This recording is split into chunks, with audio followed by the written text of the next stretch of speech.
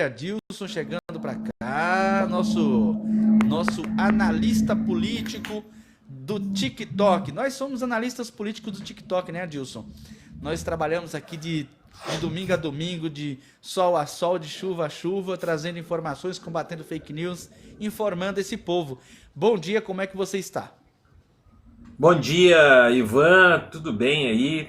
Bom dia para a audiência, bom dia para quem está nos acompanhando. Tá ótimo dia aqui, então tamo junto aí, vamos lá. Boa, seja muito bem-vindo. Pessoal, para quem não conhece, que está aqui do meu lado, é o Adilson Oliveira, criador de conteúdo. Está aqui no TikTok já, olha, de uma era fazendo conteúdo, combatendo fake news. Ele tá lá no Insta, ele tá também aqui no YouTube. Então, quem quiser se inscrever no canal do Adilson Oliveira, procura aí no YouTube, que tem o canal dele. Ele também faz live de vez em quando, ele também posta vídeo de vez em quando. Então, se inscreva, apoie o nosso trabalho, porque, gente, é o seguinte... A extrema-direita, eles têm financiamento de empresário, eles têm financiamento do crime organizado, eles têm fundão, que é ad eterno de partido, para investir em comunicação. E nós só temos o público, nós só temos vocês. Não tem PT que investe na gente, não tem PSOL que investe na gente, não tem PSB que investe na gente, não tem empresário que investe na gente, só as pessoas comuns. A gente também não quer investimento do crime organizado como a direita quer, né? A direita quer investimento do crime organizado, eles querem se blindar. Ontem a gente viu aí a prisão do presidente da Alerj, envolvido com quem? Comando Vermelho. Ele era do PL, depois foi para o outro partido, que é União Brasil. Quer dizer, dois partidos de direita. União Brasil. Era do PL, saiu do PL e foi para a União Brasil. Sabe quem tinha acordo com ele para a eleição de 2026? Jair Messias Bolsonaro, tá ok? Comenta aí esse fato, Adilson. Pois é, é verdade, teve aquela prisão do TH Joias, né? E a Polícia Federal identificou que ele já estava mais ou menos sabendo o que estava acontecendo, né? E aí acabou descobrindo, olha, ele tinha trocado de celular, tinha feito uma mudança, tirado um monte de coisa de casa, né? Então ficou muito claro ali que tinha vazado a operação e que estava havendo assim, destruição de provas. E aí ele, com o novo celular, começa a trocar mensagem com o presidente da Alerj.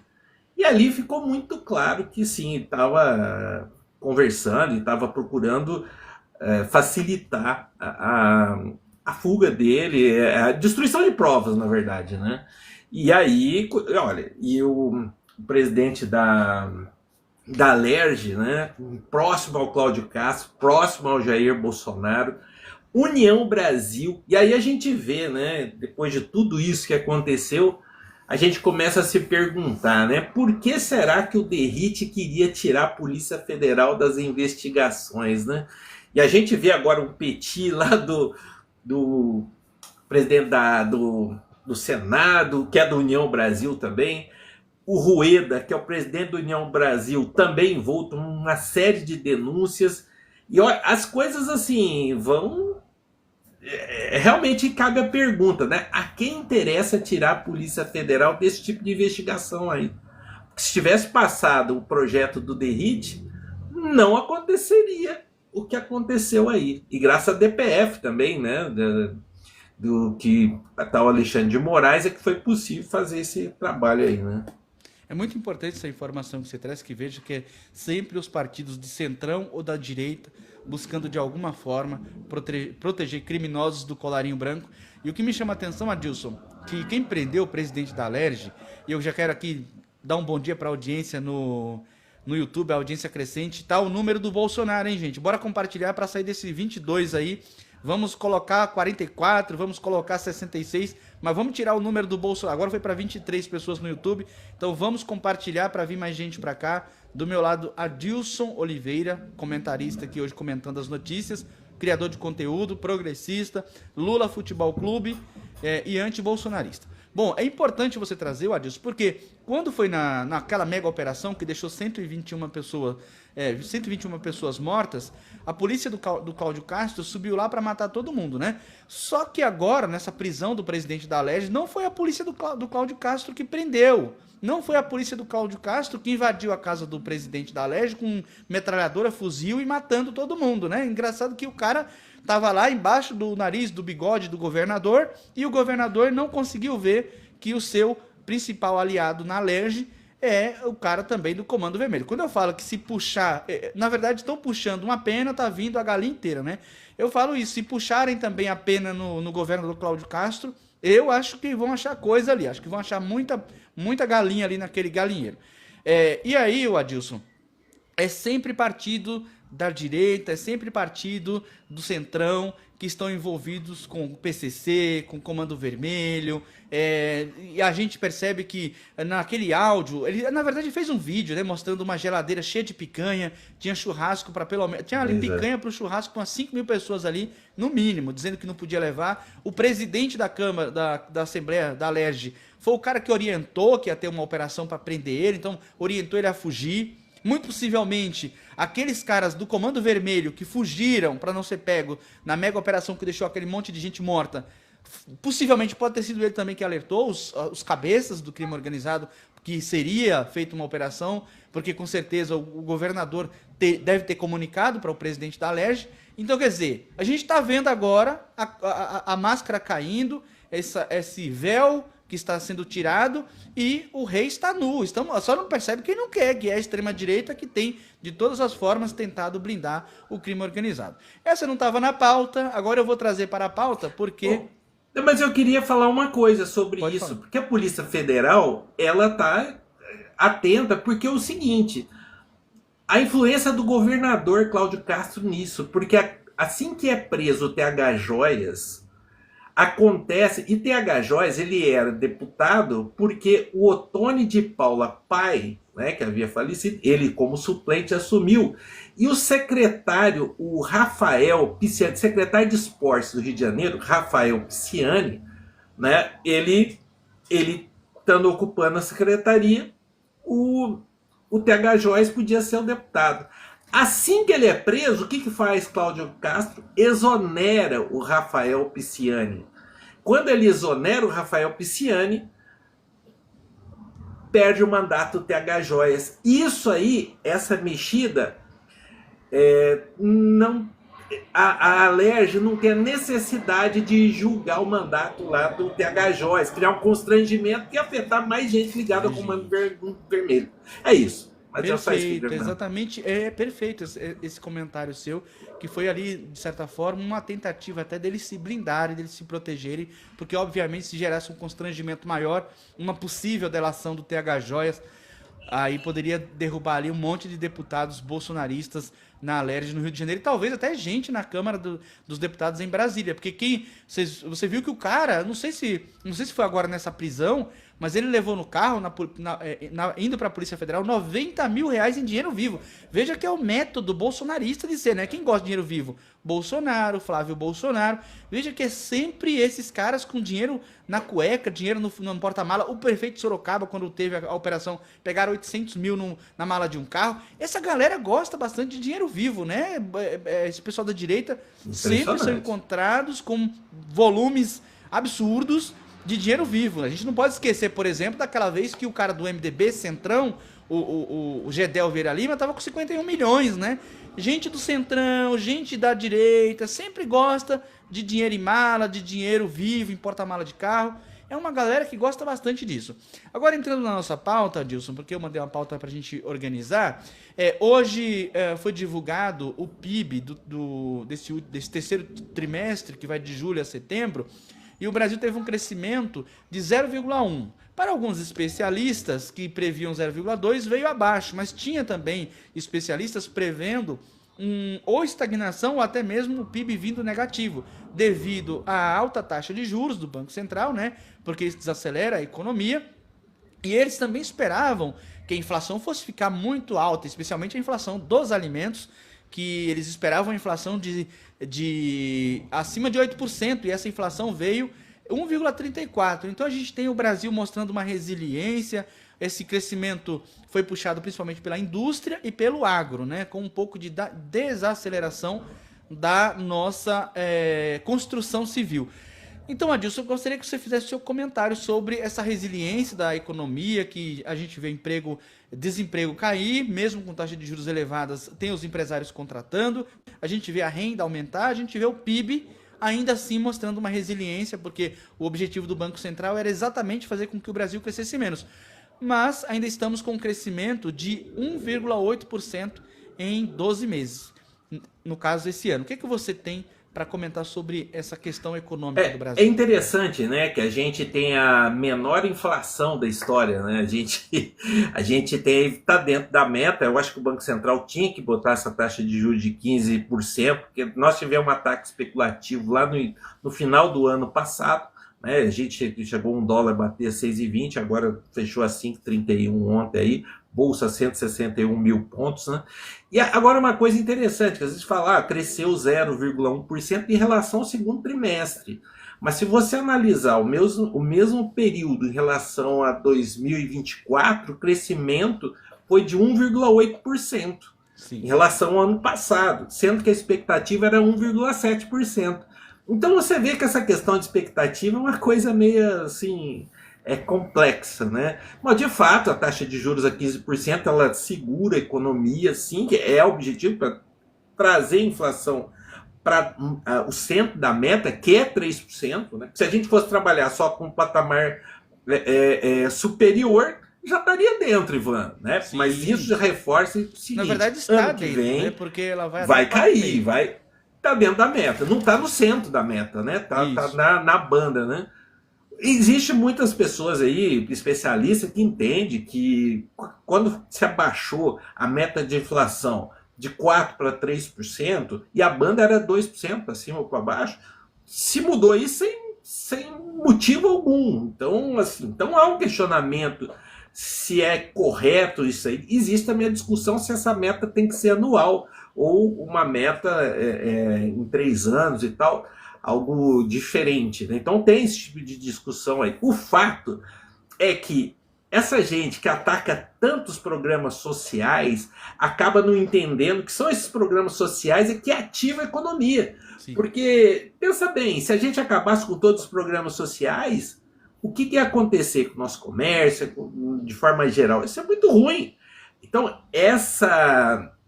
esse tipo de programa, né? Porque o pobre gasta tudo que ganha. Então volta para a economia, gera imposto e tudo. E aí isso alavanca o crescimento, que é o que acontece. Então não é sorte o governo Lula. Não é sorte. Por isso, nos 3 mandatos dele, sempre a gente tem esse tipo de crescimento, que é muito positivo. E aí eu acredito ainda, viu, Ivan, que vai fechar aí perto dos 2% do PIB aí. Então, eu acho que o resultado está excelente aí com essa taxa. A gente perdeu, acho que a janela de oportunidade com o Campos Neto ter abaixado mais lá atrás, né? E aí vem o ataque especulativo, por isso está essa meta desse jeito, né? Não, e sem contar que o Campos Neto já entregou... ele já entregou o Brasil com uma meta de inflação vendida para uma taxa de juros vendida para o mercado. Contratada. Contratada, exatamente. Já estava contratado uma taxa aumentando. Porque se não fosse, se o Galípolo entra naquele momento e ele dá uma guinada, dá um cavalo de pau e começa a descer ao invés de estar subindo, ia acontecer o seguinte: o mercado iria se desestabilizar e o governo não ia ter a menor chance de conseguir governar o país. E é aquilo que você fala, quando coloca dinheiro na mão, o Lula tem sempre um discurso, né? Pouco dinheiro na mão de muitos é distribuição de renda, é crescimento econômico, é impulsionamento da economia, é as pessoas consumindo, é os comércios vendendo mais, é a indústria fabricando mais produtos, e é gerando mais emprego, é gerando mais impostos. Agora, muito dinheiro na mão de poucos é a concentração de renda. Então, é o empobrecimento, é a estagnação econômica, né? É a geração de desempregos, no caso, é o crescimento do desemprego. Então, quando a gente tem muito dinheiro concentrado na mão de uma pessoa, de 2 pessoas, a gente vê que realmente a nossa economia dá uma estagnada. E eu não sei como é que esses empresários brasileiros têm essa mentalidade de não querer que o pobre tenha acesso a determinados bens de consumo, porque são eles mesmos que fabricam, são os próprios empresários que colocam as suas fábricas para fabricarem. Então, nada melhor do que você fabricar um produto e ter para quem vender. Não adianta você fabricar produto para não vender, para ficar lá de enfeite. Afinal de contas, o produto é para ser consumido, né? Então, é uma coisa assim que eu acho de uma estupidez desses empresários que é inacreditável.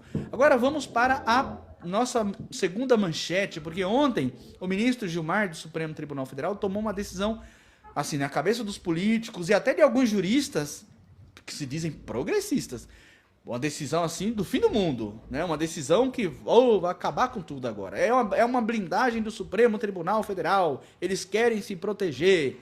Estão tirando prerrogativa do Senado.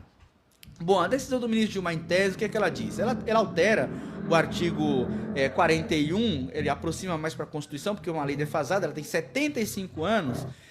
Então ele modifica, colocando que para se ter impeachment de ministro do Supremo Tribunal Federal, é preciso ter pelo menos 2/3 dos votos dos senadores. Ele não tirou a prerrogativa do Senado de votar o impeachment, ele só colocou ali que quem pode entrar com pedido de impeachment é a Procuradoria-Geral da República e não mais qualquer pessoa, só porque não gosta do ministro, só porque não gostou de um determinado voto que o ministro deu. Então o que o ministro Gilmar Mendes faz é aproximar mais a lei da Constituição, porque se para você sabatinar um ministro são obrigados 2/3 dos senadores, ou pelo menos 41 votos, então por que para derrubar um ministro do Supremo é só maioria simples do quórum que tiver na sessão? Por exemplo, se nós temos lá 41 senadores numa sessão e 21 vota para empichar o ministro, ele já pode ser empichado? Então não faz o menor sentido se para sabatinar é preciso ter pelo menos 41 votos dos senadores e para empichar, se tiver uma sessão com 41 senadores e tiver 21 votos favoráveis ao impeachment, eles conseguem empichar o ministro. Então não faz o menor sentido. Eu acho que a decisão do ministro Gilmar é uma decisão que aproxima a lei daquilo que a Constituição manda, né? Tirando a parte polêmica de somente o Procurador-Geral da República poder fazer isso. Mas aí, Adilson, o que eu quero que você comente é o seguinte: senadores da esquerda, o Randolfo Rodrigues, líder do governo, ficou todo dolorido com a decisão do ministro Gilmar. Nós estamos vendo que a esquerda pode tomar um cacete em 2026 no Senado, na eleição para senador. Porque o povo brasileiro, uns têm consciência de que você não tem que votar em pessoas que querem desestabilizar a política no Brasil. Mas outras pessoas votam exatamente para ver o circo pegar fogo. Votam em pessoas que você sabe que ela é uma pessoa que promove o caos, né? Então a gente sabe que sim, a esquerda pode perder maioria, aliás, pode não eleger maioria no Senado em 2026, e a extrema-direita, se tiver poder, vai instaurar o caos. E aí, como é que você vê essa questão da decisão do ministro Gilmar, essa questão do discurso do Randolfo Rodrigues, que saiu contra o próprio Davi Alcolumbre também, e essa questão da eleição para o Senado 2026? Ivan, eu acho que tem muita gente aí falando muita besteira na imprensa, não leu a decisão, não estudou, não sabe absolutamente nada a respeito do assunto e tá dando pitaco aí, sem analisar. Inclusive, eu acho que é incrível, né? Que às vezes alguns juristas, né, acabam falando assim muita coisa assim, vai mais para um lado político do que efetivamente o que tem a ver com a lei. Nós temos que entender que essa lei de 1950, nós tivemos uma Constituição de 1988, e essa lei, né, ela precisa ser recepcionada pela Constituição. E o que está acontecendo, eu vi o discurso lá do Alcolumbre, basicamente ele quer acabar com a DPF. Não, a partir de agora, gente, a DPF serve justamente para fazer essa análise, essa adequação dessa lei anterior, ela está compatível com a nossa Constituição de 88. E, gente, quem levantou a questão, quem pediu isso aí, uma das provocações que o Supremo teve foi da Associação dos Magistrados do Brasil, Sim. Associação dos Juízes, porque claramente haviam coisas ali que eram inconstitucionais. E é por isso que veio à tona essa questão toda. E, gente, o juiz, ele não pode sofrer pressão política para tomar uma decisão que é a interpretação da Constituição.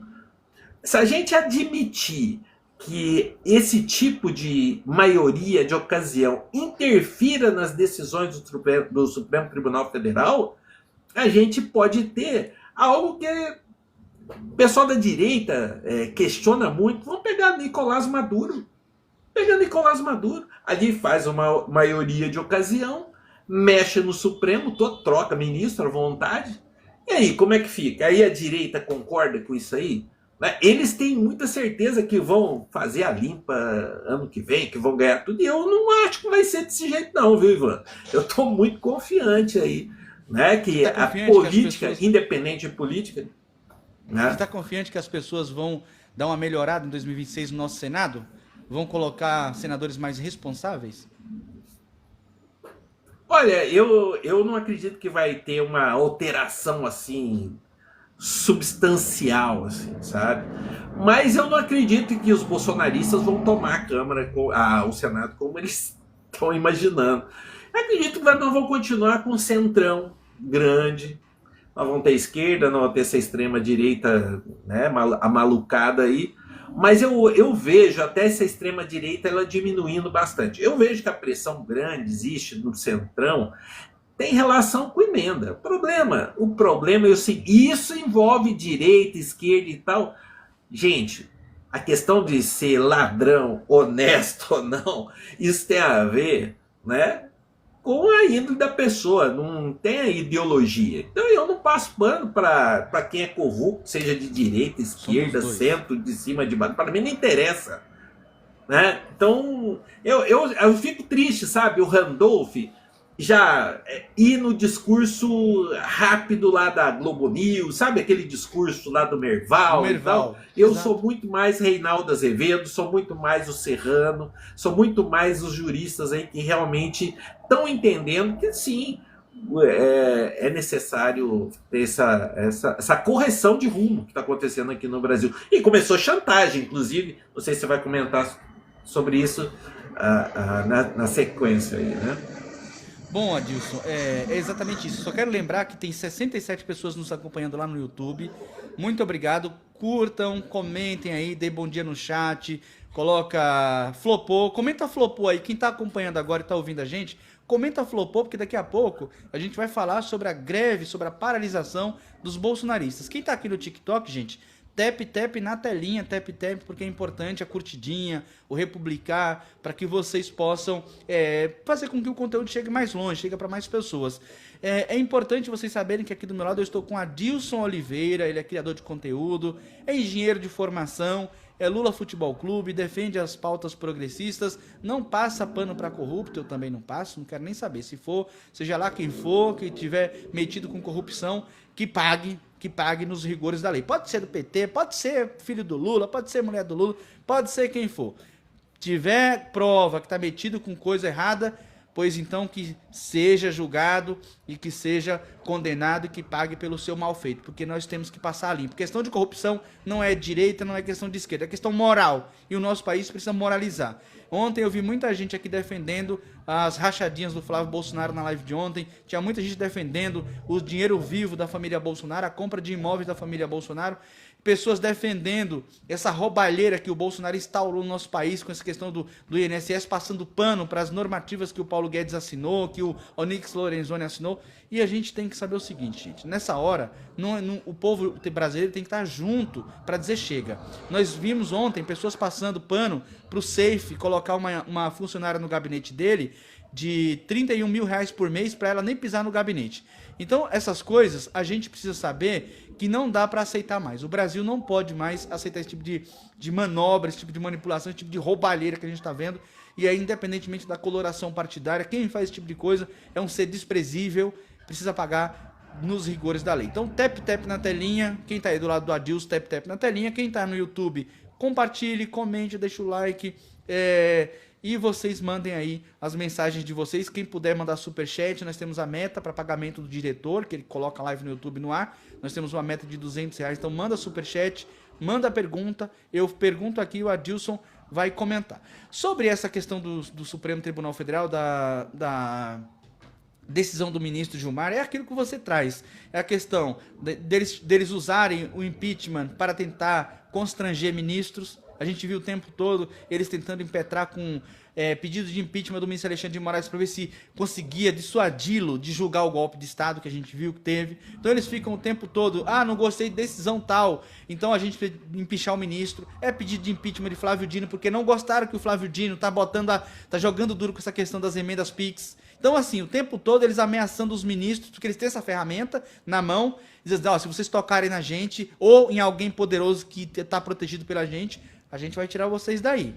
E aí o ministro Gilmar, nessa decisão que ele toma, que é uma decisão muito acertada, e aí eu concordo com você sobre a análise do Reinaldo Azevedo, também sobre a análise do professor Pedro Serrano, que é um jurista de conhecimento inquestionável, um estudioso do direito constitucional.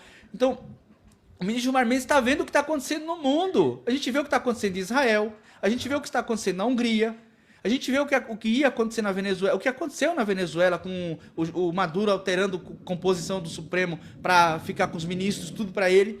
A gente vê o que acontece quando um cara que é autocrata, quando um cara que é um manipulador e autoritário, ele consegue chegar ao poder e ter tanto poder concentrado na mão dele. Então, eu acho que não é muito bom o Supremo Tribunal Federal ter todo o poder concentrado na mão dele, mas também a gente tem que pensar o seguinte... os ventos estão soprando para uma direção muito ruim. Nós não temos uma extrema-direita que pensa em democracia. Eles estão querendo colocar fim nessa democracia como a gente conhece, eles estão tentando, de certa forma, até por meio de um poder legislativo, constranger o outro poder, que é o Supremo, que é o Poder Judiciário. Então eu acho que a decisão ela é acertada, ela aproxima a lei da Constituição e ela acaba com a farra desses pedidos de impeachment todo dia por causa de decisão de ministro. A gente não pode empichar. Se tudo bem, eu posso dizer o seguinte, o ministro fulano de tal, ele vai num congresso de empresário. Aí eu posso criticar. Ele foi num congresso de empresário que depois o próprio Supremo vai julgar. Aí eu não concordo que ele deva estar nesse tipo de lugar. Mas aí vai, ministro indicado pelo Lula, ministro indicado pela Dilma, ministro indicado por Bolsonaro, ministro indicado por Temer. Não é uma coisa que só o Gilmar Mendes vai, que só o Alexandre de Moraes vai. Outro dia a gente viu o próprio André Mendonça num congresso do João Dória, ao lado de Ricardo Nunes, e o próprio João Dória falando mal dos colegas. A gente viu. Então, assim, não é uma coisa que é exclusiva somente de um ministro ou de outro. Todos eles vão. Eu só não vi aí nesses lugares a ministra Rosa Weber, eu não vi aí participando desse tipo de coisa, eu não me lembro, não me recordo de ver ela participando desse tipo de evento. E um outro também que eu não costumo ver muito participar desse tipo de evento é o Dias Toffoli. Não vejo, assim, ele pode até participar, mas eu não vejo muita notícia sobre Dias Toffoli participando desse tipo de evento. Os outros, todos eles participam. É muito raro eles não participarem. A gente vê Flávio Dino indo, a gente vê o Cássio Conká indo, a gente vê o André Mendonça indo. Então, assim, se for para punir por causa disso, tem que punir todos eles, porque todos eles vão. Dito isso, Adilson, é uma decisão importante, ela é uma decisão que traz mais segurança jurídica, ela é uma decisão que corrige um erro da lei que não foi recepcionada pela Constituição de 88, de colocar ali a maioria qualificada para que se vote o impeachment de um ministro do Supremo, e não tira a prerrogativa do Senado de votar. A prerrogativa do Senado é votar no processo de impeachment, essa prerrogativa ela é mantida, então eu acho que o Brasil tem que sim apoiar o Supremo Tribunal Federal, e a gente viu que nessa questão do golpe aí de Estado, o Brasil não colapsou, como eles previam que se fosse julgar o Bolsonaro, o Brasil iria colapsar. O Bolsonaro foi julgado ao vivo e a cores, para todo o Brasil assistir, o processo foi transparente. Então eu acho que não tem qualquer resquício de ilegalidade na decisão do ministro Gilmar Mendes, viu, Adilson? E aí, indo para a nossa próxima pauta, até eu acho que eu já falei, né, que a decisão do Supremo Tribunal Federal uniu a esquerda e a direita em um discurso contra a decisão do ministro Gilmar. A gente já comentou sobre o discurso do Randolph, né, sobre o discurso do Davi Alcolumbre. E aí, se você quiser fazer mais algum comentário sobre esse tema... Não, de fato, eu acho que a esquerda está equivocada na hora que entra nessa crítica aí contra o Supremo Tribunal Federal. Eu entendo até, né, o Messias, né, recorrer, até porque ele está querendo entrar, está recorrendo e está fazendo a campanha dele ali, né? Você tocou num ponto sobre o Messias. Você tocou num ponto sobre o Messias, até aproveitar para comentar. Então fala. Que o Messias ele entrou com uma manifestação porque o próprio ministro Gilmar solicitou que a AGU se manifestasse. Então não foi uma coisa assim que ele entrou por iniciativa própria, não, porque o próprio ministro pediu que a AGU se manifestasse sobre o tema. E aí ele pediu que ele revesse, não a decisão por inteiro, mas a parte em que ele deixa somente exclusivo para a Procuradoria-Geral da República poder entrar com o pedido de impeachment. Foi essa só o pedido de que ele revesse essa parte da sua decisão. Mas no mais, o próprio AGU, ele ratifica, ele concorda com a decisão do ministro Gilmar. Ô Ivan, eu sinceramente eu não acho correto que um ministro supremo ele perca o cargo por perda de apoio político. Eu até entendo o presidente da República, você pode dizer, não, o impeachment é jurídico e político. Ele perdeu a sustentação política e daí por isso ele perdeu o cargo. Mas o ministro do Supremo ele está ali para interpretar a Constituição. Então eu acho, ao meu ponto de vista, se for para ele ser punido, tem que ser realmente desvio de dinheiro, venda de sentença, algo desse tipo. Agora, a gente vê impeachment de ministro por causa de decisão que a maioria de ocasião não gostou, né? Então, tá corretíssimo. E aí, assim, eu também acho que tem muito poder concentrado na mão de Procurador-Geral da República. Nós tivemos um tempo aí de Augusto Aras que foi muito ruim. Foi muito ruim. Nós passamos pandemia ali, aquela coisa toda. A gente viu ali uma série de, ao meu ver, crimes que foram simplesmente desconsiderados. Tanto é que foi reaberto, né? Sim. Inquérito em relação à pandemia. Então, eu acho que o ministro do Supremo não pode ficar exposto a esse tipo de situação, senão volta aquela questão do Maduro. Né, forma uma maioria e ali ele domina o Supremo Tribunal Federal, tira o que eles querem, aí indica, né, a galera deles. Realmente aí fica muito perigoso para a democracia. A gente precisa blindar a democracia. Temos que segurar o exagero do Supremo. Não, quem está exagerando aqui é o Congresso Nacional, que está chantageando o tempo todo tanto o Poder Executivo quanto o Judiciário. É chantagem em cima de chantagem. E começou agora uma PEC, que o Nicolas já está querendo fazer uma PEC também, para obrigar o presidente do Senado a pautar pedido de impeachment, abrir o processo. Então vocês veem que tem realmente uma orquestração de ataque ao judiciário, interferência no poder judiciário, através de coação. A gente viu pedido de lei Magnitsky que está acontecendo. Sim. Olha o que ponto que a gente chegou, né? Ter um agente político lá nos Estados Unidos cometendo traição, né? Cometendo crime, né? Que está previsto ali na nossa legislação, agindo para que um governo estrangeiro interfira aqui no judiciário brasileiro. Então realmente passou de todos os limites. A gente viu que a Câmara perdeu completamente a noção, cometendo inclusive crime de desobediência. A gente viu aí Zambelli, Ramagem, já deveria ter perdido o cargo. E Hugo Mota está cometendo desobediência e improbidade administrativa também, a meu juízo, Ivan. A meu juízo. Tá? Eu acho que isso não pode ficar assim. Eu acho que a PGR, inclusive, tinha que tratar isso. E eu acho que questão de improbidade é primeira instância, mas o Ministério Público Federal deveria questionar. Porque a gente está pagando o salário dessa gente, Zambelli, presidiária. Lá na Itália, a gente bancando gabinete e tudo mais. Não, é absurdo. Condenado. Ramagem condenado. É um absurdo que nós temos um presidente da Câmara dos Deputados fracos. Tenho até um argumento sobre essa questão da decisão do Supremo Tribunal Federal. Antes, eu só quero dar um bom dia aqui para Vilma Farias, que está no YouTube. Dá um bom dia para Morgana, que está aqui no TikTok, mandando boa tarde para a gente. Já estamos com 73 pessoas no YouTube. Pedir para vocês reforçar o like, dar a curtida, comentar no chat. Tem a Vilma mandando aqui que flopou mesmo. Daqui a pouco a gente vai falar sobre essa, é a nossa última pauta. Fiquem por aqui. Estamos com Adilson Oliveira, criador de conteúdo, um cara que bate de frente aí com os bolsonaristas. Sigam o Adilson Oliveira, ele está em todas as plataformas também, assim como eu estou em todas as plataformas. Eu ainda não recebi nenhum superchat, estou aqui no aguardo do superchat. Quem mandar superchat pode mandar a pergunta no chat. Quem mandar PX também Pode mandar pergunta no chat, tem a chave que está aparecendo na tela, vocês podem mandar qualquer apoio e mandar a pergunta que o diretor que está no YouTube acompanhando, ele pega a pergunta, manda para mim e eu faço aqui, o Adilson comenta. Tem um argumento, Adilson, que fala o seguinte, bom, a lei tem 75 anos e só agora o ministro Gilmar Mendes se deu conta que ela não está na Constituição, que ela é uma lei que fere a Constituição. Só agora o ministro que está lá há 300 anos veio perceber. Eles fazem as pessoas pensarem que um ministro do Supremo Tribunal Federal, em um belo dia, sai de casa falando o seguinte, bom, hoje eu vou declarar aquela lei ali inconstitucional por iniciativa própria, em um ato de ofício. E não é assim que funciona. Você já trouxe no começo da live. O partido, acho que foi o Solidariedade, pediu para que provocou o Supremo.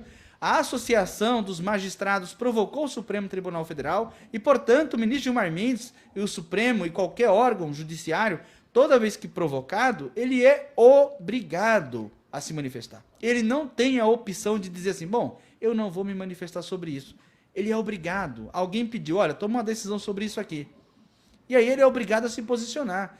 A Associação dos Magistrados do Brasil disse que a lei feria alguns princípios que estão na Constituição. E o ministro tomou a decisão nessa direção. E vai ser referendada essa decisão do ministro no colegiado, no plenário do Supremo. Seria até bom, Adilson, que esse julgamento fosse feito no plenário físico, para a gente poder acompanhar o debate, fosse tudo transmitido, seria mais importante do que ser no plenário virtual. Mas eu tenho certeza que se votar contra isso, vai ser um ou outro ministro, talvez o André Mendonça, o Luiz Fux, o Cássio Conká, mas acredito que o ministro Gilmar Mendes será acompanhado ali por Flávio Dino, Alexandre de Moraes, Carmen Lúcia, o próprio Dias Toffoli, irão acompanhar o ministro Gilmar, porque é uma decisão acertada, o ministro Edson Fachin, é uma decisão acertada que traz mais segurança, traz mais proteção para a democracia, vide os discursos dessa extrema-direita, ano que vem vamos tomar a maioria no Senado para derrubar os ministros, e aí eles podem causar o caos, porque eles não só podem derrubar ministros, como também, Adilson, não aprovar indicações, caso o Lula se reeleja, precisa indicar um PGR, eles não aprovarem, indicar um outro ministro para o Supremo Tribunal, eles não aprovarem, indicar alguém para o STJ ou para o TCU, eles não aprovarem, indicar um AGU e eles não aprovarem. Então, quer dizer, eles podem simplesmente instaurar uma insegurança absurda no nosso país e acabar com aquilo que nós conhecemos como república, né? Exatamente. O que aconteceu? Gilmar Mendes concordou com a Associação dos Magistrados do Brasil. Concordou com a MB. A decisão dele tem a ver com esse pedido. Ele concordou, ele não inventou. Ele não acordou. Eu acho que eu vou mexer nessa lei aí hoje. Não, não foi assim. Como o Ivan comentou. Então, isso é importantíssimo e está correto. Nós temos que uma lei de 75 anos que ela realmente não está de acordo com a Constituição brasileira. Então, gente, aí é disso que se trata. Agora, eu vi ali, a gente vê ali o presidente do Senado, agora ele está naquele modo, né, todo bravinho, agora sou contra o governo, eu sou contra... Não, e outra, voltou a artilharia que estava pro lado do governo, agora para cima do Supremo. É impressionante isso aí, né? É impressionante esse tipo de comportamento. Olha, e assim, eu não consigo ver nada republicano, sabe, nesse tipo de fala dele. Em pleno domingo ele faz ali um ataque ao governo, e aí depois, agora eu fico muito incomodado com a imprensa que não estuda e simplesmente tenta equiparar com o PEC da blindagem. Para com isso. Absurdo, não tem cabimento, não tem comparação uma coisa com a outra. Tanto é que não colou, né, Ivan? Não colou. Exatamente.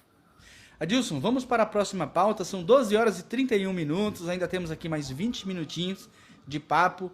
Galera, tap na telinha para quem está aqui no TikTok, quem está no YouTube compartilhando nos grupos, comentando, deixando o like, apoiando no Superchat, se inscrevendo no canal. Deixa eu ver quantos inscritos nós já temos aqui, já passamos de 22.500 inscritos no nosso canal, está com 22.536. O nosso canal está crescendo bastante. Nessa última semana já foram mais de 6 mil novos inscritos que chegaram para cá. Pedir para vocês que sempre que a gente postar um conteúdo novo, dá uma divulgada, compartilha, comenta, engaja, para que o canal continue crescendo. Nós vamos precisar dos nossos canais fortes e engajados para 2026 estar aqui fazendo conteúdo e esclarecendo a população para ter mais opção de conteúdo progressista e não ficar somente com os discursos da extrema-direita. Pode falar, Dilson. Eu só queria agradecer aqui a participação aqui da Tayana, o Morgana passou por aqui também, Luiz Henrique, várias pessoas que mandaram aqui presentes e tudo, estão prestigiando aqui na live aqui, pelo lado do meu lado aqui. Obrigado, viu, pessoal? Obrigado pelos presentes aí. Mas vamos lá. Lembrando, gente, que nós queremos aqui trazer, por exemplo, esse quadro com o Adilson. Vai ser um programa que a gente pretende, se tudo ocorrer bem, pretende colocar toda quinta-feira Adilson comentando notícia, na terça-feira o Helder comentando notícia, e segue os programas normais, segunda, quarta e sexta, com o professor Tarcísio Vaz, que é o meu colega âncora aqui do nosso programa. Esse aqui é um programa, não é só uma live por ser uma live, não é uma live de debate, é um programa em que eu e o professor Tarcísio nos dispomos tirar 1h30 do nosso dia para trazer as notícias, comentar, fazer análise. E aí agora a gente está ampliando isso para terça também e quinta. Terça com o Helder, que é o cidadão democrático, outro criador de conteúdo, na quinta o Adilson. Porque quanto mais esses rostos ficarem conhecidos nas plataformas, quanto mais vocês verem por aqui pela internet esses rostos, vocês vão saber que essas pessoas estão do lado da democracia, combatendo a extrema-direita, combatendo as fake news. Bom, Adilson, a nossa pauta de número 4 é o Alessandro Vieira, senador pelo estado de Sergipe, apresentou ontem o seu relatório sobre aquele projeto antifacções. Ele cria aí um fundo de 30 milhões de reais, 30 bi, na verdade, de reais contra as facções e penas que alcançam até 120 anos. Agora sim, o endurecimento de penas para os faccionados. O senador Alessandro Vieira, do MDB do Sergipe, divulgou ontem o relatório final do PL 5582/2025, que é o marco legal contra o crime organizado. Com repercussão que hoje, está todo mundo falando sobre isso, cria crime de facção criminosa, pena de 12 a 30 anos e até 120 anos para os líderes. Equipara milícias às facções, né? Permite gravação de presos e também um fundo de 30 bilhões com tributos de bets, ou seja, vai pegar a cobrança dos impostos das bets para combater o crime organizado, como o Comando Vermelho e o PCC. E agora a PEC vai para votação. E aí? Concorda com esse relatório? Se aproxima mais daquele projeto que o ministro Lewandowski queria, do projeto de combate ao crime organizado? Ou você acha que está mais para o projeto aí do DERIT, que protege as facções? Eu particularmente gostei, acho que foi uma vitória e tanto, né? Esse projeto depois ele volta para a Câmara dos Deputados, pode sofrer alterações lá, mas eu acho que é um projeto muito bem estruturado e agora sim trazendo punição de verdade para criminosos. O que é que você acha sobre isso? Olha, foi dentro do esperado, que Alessandro Vieira ia restabelecer assim, a lógica, A maturidade, né? Vamos dizer assim, exatamente.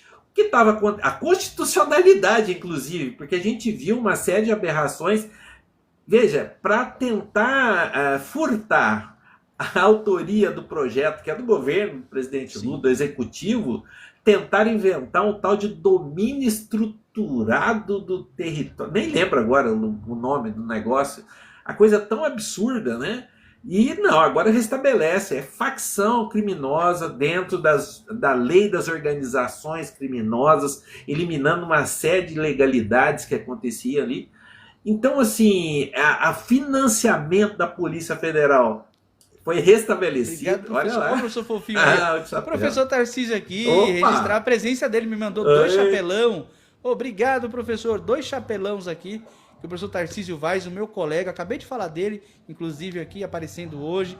Espero que esteja bem. Ontem ele tinha exame, a gente não pôde fazer a nossa live, mas já estou com saudade, porque foi segunda, a gente não fez junto, na quarta a gente não fez junto, mas amanhã eu espero que a gente possa apresentar o nosso jornal aqui do meio-dia, a nossa conexão política, viu, professor? Isso aí, um abraço, professor Tarcísio, um grande amigo, uma pessoa incrível.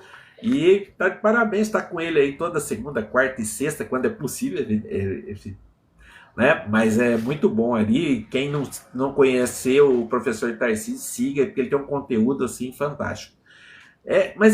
Então, Ivan, eu acho que restabeleceu. Opa, obrigado, professor Tarcísio, muito obrigado, muito obrigado. Boa. Eu vejo, sabe, Ivan, que foi restabelecido. Então, os pontos que o governo levou, que foi debatido, que foi discutido com as pessoas, com todas as áreas, né, envolvidas, e não aquele negócio a toque de caixa. O Derrite, ele nem disfarçar, ele disfarçou, porque ele, assim, em questão de é muito pouco tempo, ele já apresentou aquele relatório lá. E foi vergonhoso. Eu acho que foi 5 ou 6 versões. Seis versões.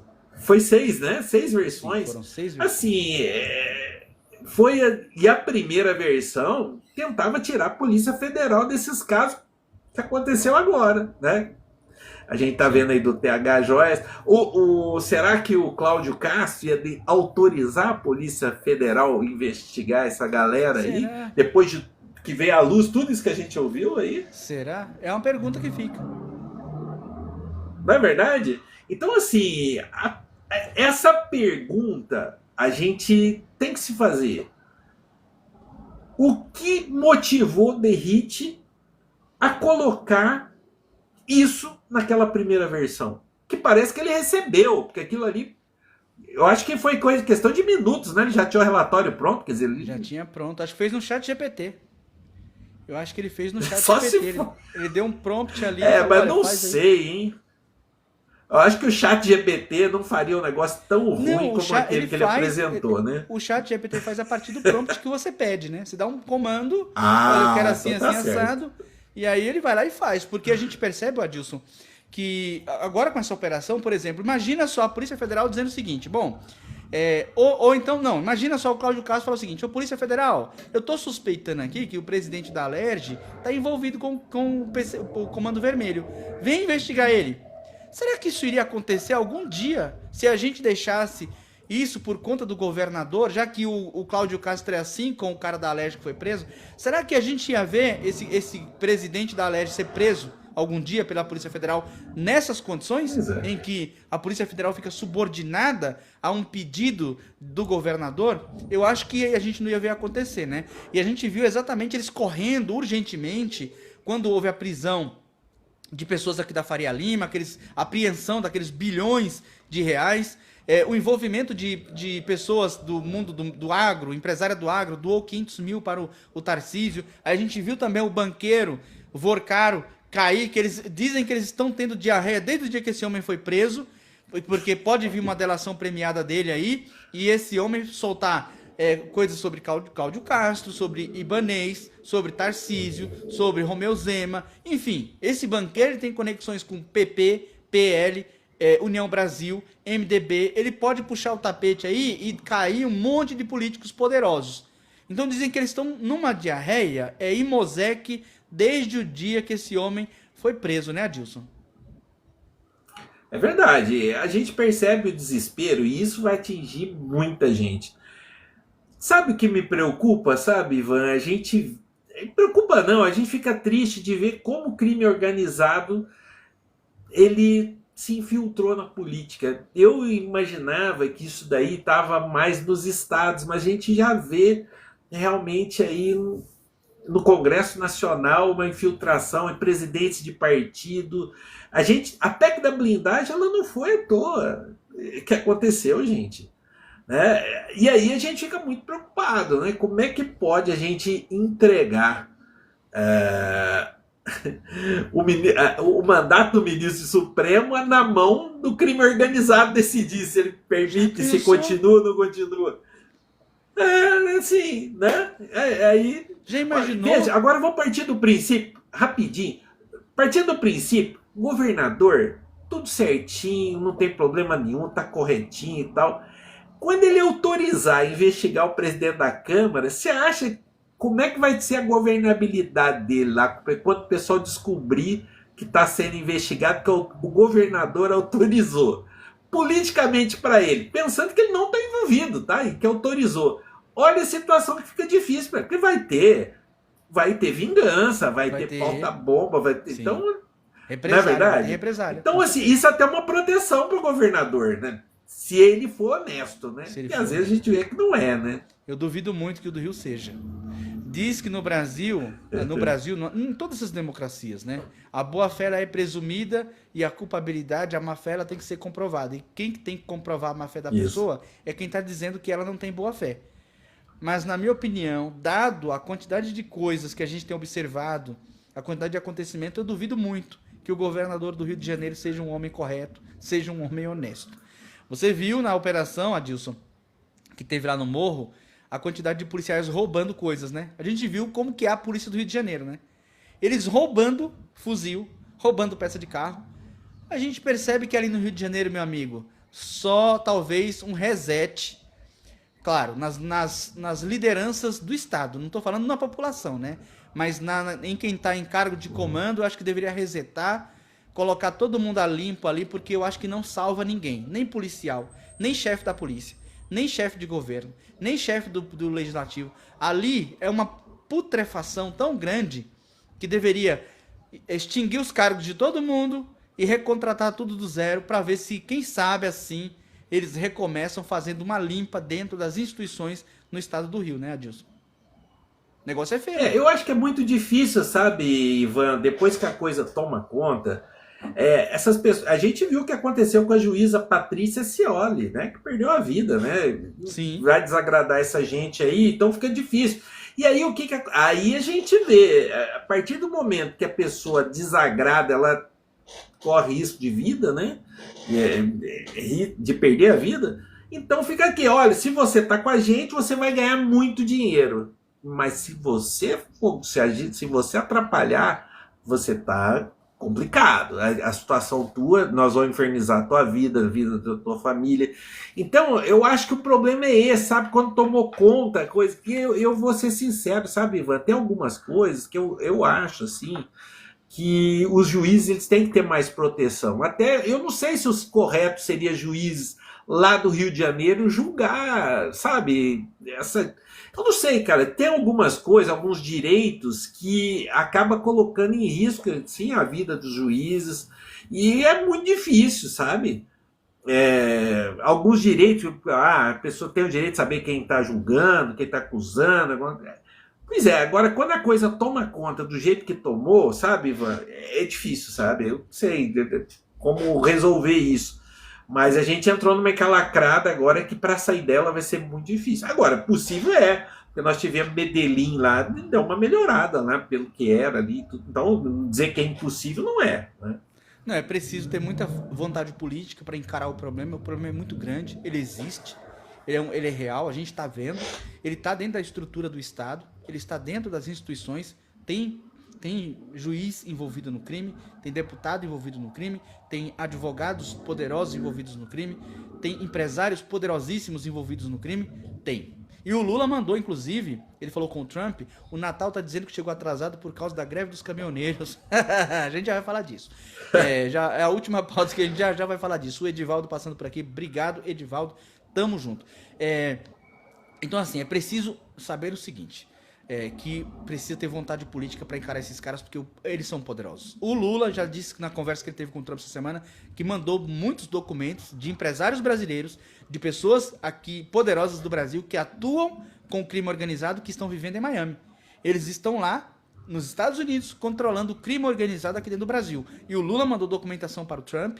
O Lula falou que vai acontecer muitas coisas muito interessantes entre Brasil e Estados Unidos nos próximos meses. Esperem que coisas importantes vão acontecer. O Lula falou que há um Trump da TV e há um Trump da conversa depois fora dos holofotes. E o Trump desse fora dos holofotes é um Trump muito positivo, que eles se gostaram muito, eles têm muita afinidade, eles têm muita vontade de combater o crime. O Trump não quer criminoso nos Estados Unidos, o Brasil também não quer criminoso aqui, e portanto, assim, a casa vai cair para muita gente que está aí há muito tempo atuando para prejudicar o nosso país, para instaurar no nosso país esse caos, essa insegurança toda que tem acontecido. Agora indo para a última pauta, já que o Natal passou por aqui e disse que veio tarde por causa da greve dos caminhoneiros, vamos entrar exatamente nisso, Adilson. Bom, é a pauta de número 5, são 12 horas e 46 minutos, chegando já quase ao final da nossa live. Agradecer para quem está no YouTube, não recebi aqui nenhum superchat do YouTube, não recebi também nenhum aviso de Pix, que o meu diretor não me mandou. Peraí, o meu diretor mandou uma mensagem aqui, deixa eu ver se é isso. O nosso querido diretor disse o seguinte: se quiser responder, quem respondeu. Bom, o pessoal está respondendo aqui a enquete. O nosso diretor colocou uma enquete falando o seguinte: você acha que o projeto antifacção aprovado... O que você acha do projeto antifacção aprovado pelo Congresso? Enfraquece a Polícia Federal? 33% está dizendo que enfraquece. 33% dizendo que é cortina de fumaça. E 33% dizendo que pode ajudar no combate ao crime organizado.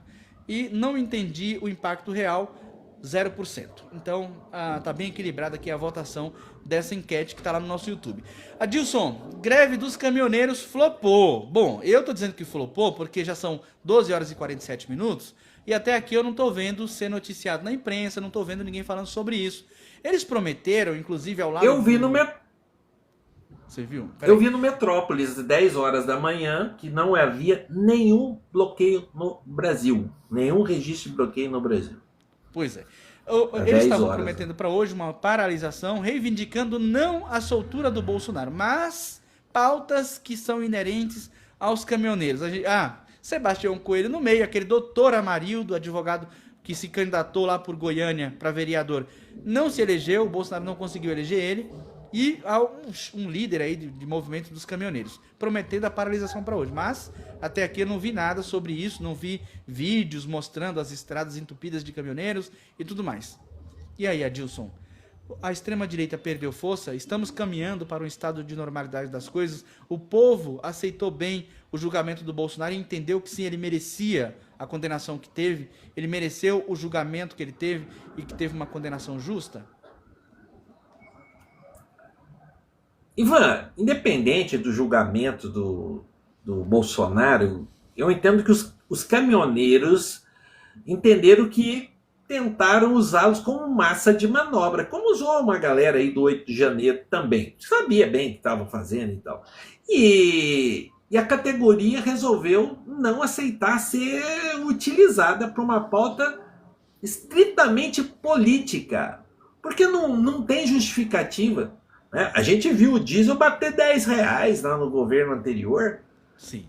Né? Frete. Então, o pessoal está trabalhando muito. E eles sabem que para eles entrar nessa briga aí não tem o menor sentido. Não tem o tipo de reivindicação que eles querem fazer vazias. Porque, na verdade, são desculpas que, no fundo, a reivindicação é uma só. Só está Bolsonaro. Anistia para Bolsonaro, anistia para bandido, condenado. E as pessoas, elas percebem. Ninguém vai se expor, né? Tomar multa. Porque, veja, alguém hoje fechar a estrada, para mim, é golpismo. Sim. E a categoria entendeu isso. Não, quando a gente tiver realmente uma reivindicação, a gente não abre mão de fazer. E manifestação a pessoa pode fazer, está livre para fazer manifestação, porque não pode impedir o direito das pessoas de ir e vir e provocar o desabastecimento. Né? Agora, manifestar, isso tá plenamente permitido, que se manifeste. Aliás, a democracia é isso mesmo, liberdade de expressão, de manifestação. Acha que não está legal alguma coisa, se manifeste e tal, desde que não atrapalhe a vida da população, né? Questão de direito de ir e vir das pessoas, questão de desabastecimento. O contrário é golpe. E golpe tem que ser punido, não é verdade? E é isso que a gente vê o tempo todo, essa gente atacando a nossa democracia. E a resposta que está acontecendo é a resposta da democracia. Não tem ditador de toga algum. O que existe realmente são pessoas que, com a camisa do brilhante Ustra, querem acusar o Alexandre de Moraes de ditador. Os caras estão usando a camisa do Ustra. Sim. Querem falar isso. Os caras estão defendendo lá o golpe militar de 64, os 21 anos de ditadura, passando pano, e vai falar. O Alexandre de Moraes destruiu a vida de ninguém, Sim. como aconteceu lá na ditadura. Então, menos, né? Aliás, quiseram tirar a vida dele, do Lula, do Alckmin e de mais um aí que tem dúvidas ainda quem seria essa pessoa, né? Então, Lula, meu Alckmin, amigo, Alexandre é de Moraes complicado. e mais um outro, né? O direito de ir e vir, ele é resguardado na Constituição, no artigo 5 no inciso 15º. Então, é um direito que está reservado na Constituição. Eles podem sim, é livre a manifestação, também está na Constituição. Mas desde que você não impeça o direito de ir e vir das pessoas. Então, bloquear estradas, é claro que é inconstitucional, é claro que é uma tentativa de golpe, porque você está, sim, impedindo que as pessoas transitem. A gente viu naquela paralisação, quando o Bolsonaro perdeu as eleições, eles fecharam as rodovias, teve um garoto que precisava fazer uma cirurgia no olho, e eles não deixavam a ambulância passar. Ele precisava fazer um transplante de retina e era urgente para ele não perder a visão. E eles não deixavam as pessoas passarem. Então, assim, a gente viu ali que era uma clara tentativa de golpe. Eles estão tentando restabelecer esse golpismo de novo no Brasil. Mas também a gente percebe que o extremismo desses bolsonaristas está cada vez mais enfraquecido. Porque na história também, né, a gente viu aquele movimento integralista do Plínio Salgado, que tentou também implementar no Brasil uma extrema direita, que não foi para frente. Com o tempo aquele movimento se dissipou. O Bolsonaro veio com essa turma do MBL, lá desde o impeachment da presidenta Dilma. Eu acho até que esse movimento extremista tem durado bastante tempo, porque, óbvio, eles conseguiram eleger um presidente. Até aqui eles não tinham conseguido, né? Lá na Alemanha nazista, eles conseguiram também colocar o seu populista autocrata no governo, liderando o governo, a gente viu no que deu. Aqui no Brasil, o Bolsonaro ele não conseguiu no primeiro mandato, porque até então nós temos instituições fortes, resilientes, especialmente o Poder Judiciário que funcionou como uma muralha de proteção, porque nós tínhamos um Congresso cooptado já, nós tínhamos pessoas de esquerda ali que inclusive estavam votando com o Bolsonaro. Nós tivemos, se você pegar a PEC Kamikaze, em 2022, que foi votado, a criação de benefícios para caminhoneiro, auxílio táxi, a esquerda inteira votou com o Bolsonaro. Então o Congresso estava chantageado, estava já cedido à extrema-direita, já estava rendido, por assim dizer, de joelhos para a extrema-direita, e quem barrou isso tudo foi o Poder Judiciário. A esquerda não tinha mais força, o Congresso não tinha mais força para barrar qualquer arroba autoritário do Bolsonaro, estavam rendidos ao Bolsonaro, votando pautas bolsonaristas já, eles não conseguiam mais não votar com o Bolsonaro, e o que nos salvou foi o Poder Judiciário. Então eles tentam voltar com essa pauta extremista, mas o extremismo perdeu força. O extremismo durou muito tempo no Brasil, porque conseguiu fazer um presidente autoritário, e que queria se reeleger, inclusive dando um golpe, golpeando a Constituição, porque é vedado a criação de benefícios em ano eleitoral, a Constituição veda. O que eles fizeram? Acharam uma solução de fazer uma PEC inconstitucional, que depois, mais na frente, o próprio Supremo votou a inconstitucionalidade daquela PEC, exatamente para autorizar o Bolsonaro a gastar 300 bi criando benefícios, destruindo o BPC Loas, destruindo o FGTS, destruindo o próprio, que hoje é o Bolsa Família, mas o Auxílio Brasil.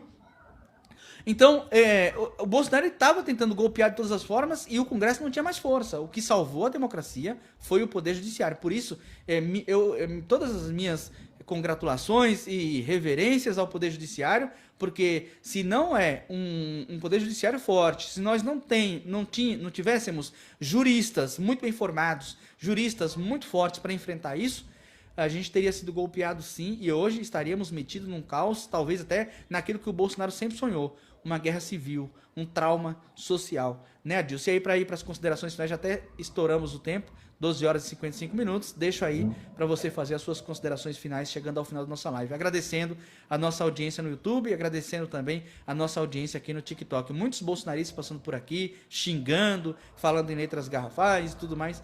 Fiquem por aqui, queridos, porque aqui vocês vão aprender que o extremismo fala, só não é ouvido. Na verdade a gente vê que realmente esse movimento todo perdeu a força demais, né? Até com a condenação dessa organização criminosa que tinha tomado conta da presidência da República, né? Tomado o executivo, né? Essa organização criminosa golpista que tentou sim, né, restaurar um tempo de exceção aqui no Brasil, foram vencidos pela democracia. Eu acho que é muito importante que as pessoas começaram a perceber isso. Que você pode enganar muita gente por muito tempo, mas não vai enganar todo mundo o tempo todo. E o fato é que acontece isso. Nós conseguimos vencer esse extremismo, conseguimos vencer essas pessoas que estão atuando, pelo menos nas principais batalhas, né? Porque o golpismo ainda continua.